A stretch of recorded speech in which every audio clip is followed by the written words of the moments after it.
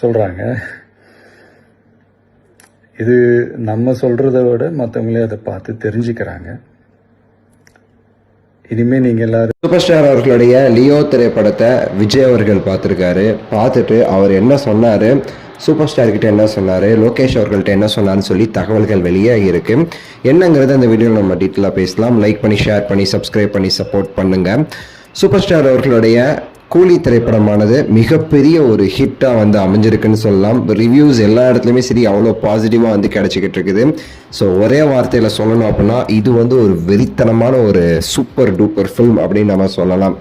So இன்னொரு பக்கம் வசூல் வேட்டைங்கிறது பயங்கரமாக போய்கிட்டு இருக்கு. அவ்வளோகான வசூல் இவ்வளோகான வசூல்னு சொல்லிட்டு இப்போவே ரிப்போர்ட்ஸ்லாம் அப்படி வந்துக்கிட்டு இருக்கு. அஃபிஷியலாகவுமே சரிங்க. இப்போ ரீசெண்டாக சூப்பர் ஸ்டார் அவர்களுக்கு அந்த 50 years ஆஃப் ரஜினிசம் இந்த தேதிகளில் நிறைய பேர் விஷ் பண்ணாங்க.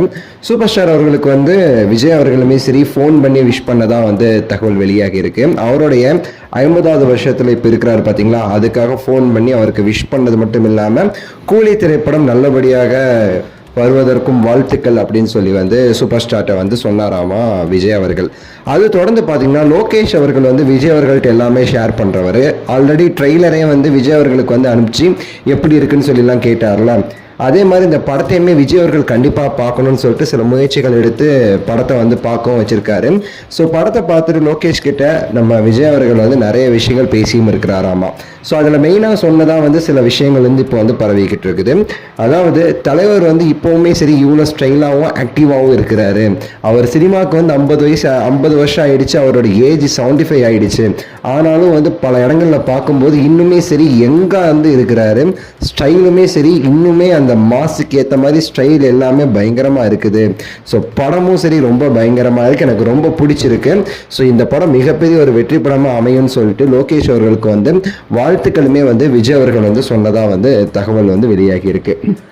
இன்னொரு பக்கம் ஆன்லைனில் என்ன சொல்கிறாங்கன்னா, ஒரு பக்கம் விஜய் அவர்கள் ரஜினி சாருக்கு வாழ்த்து சொன்னாங்கிறாங்க, லோகேஷ் அவர்களுக்கு வாழ்த்து சொன்னாங்கிறாங்க. ஆனால் இன்னொரு பக்கம் யாரெல்லாம் விஜய் படத்துக்கு சொம்பு தூக்குவாங்களோ அவங்களாம் அந்த படத்தை நெகட்டிவாக பரப்பிக்கிட்டு இருக்காங்க. மற்ற எல்லாரும் பாசிட்டிவ் சொல்லும்போது விஜய்க்கு சொம்பு தூக்குறவங்க மட்டும் இந்த படத்துக்கு நெகட்டிவ் சொல்கிறாங்க. விஜய் அவர்கள் தான் காசு கொடுத்து இந்த மாதிரி பொய்யா நெகட்டிவ் பரப்ப சொன்னாரோ அப்படின்னு சொல்லிட்டு கூட பல சந்தேகங்கள் இருக்குதுன்னு சொல்லிட்டுமே சில பேர் கேள்வி எழுப்புறாங்க. என்ன ஏது நமக்கு தெரியல. நீங்கள் என்ன நினைக்கிறீங்க இது குறித்துங்கிறத உங்களுடைய கமெண்ட்ஸை கீழே சொல்லுங்க.